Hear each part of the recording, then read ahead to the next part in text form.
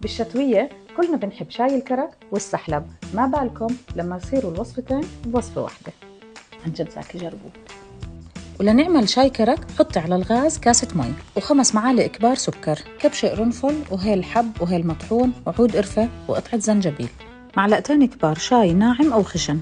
لحد ما يغلو بدنا على جنب 3 كاسات مي و6 معالق كبار من حليب دولسي البودرة.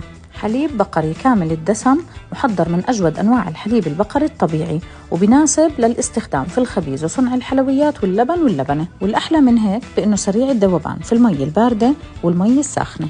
نزليه مباشرة على الخليط على الغاز، اتركيه على الغاز يغلى تقريباً 4 ل 5 دقائق. صفي شاي كرك بمصفاية ناعمة، ربع كوب مي دوبت فيه معلقة كبيرة من النشا أو نكهة السحلب، نزليه على شاي كرك وحركي.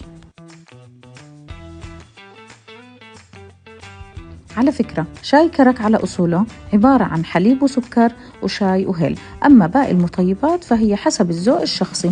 وهيك سحلب شاي كرك على طريقة حليب دولسي صار جاهز لعيونكم. للأمانة كتير طيب وبدفي بنكهة مختلفة وطريقة ولا أسهل.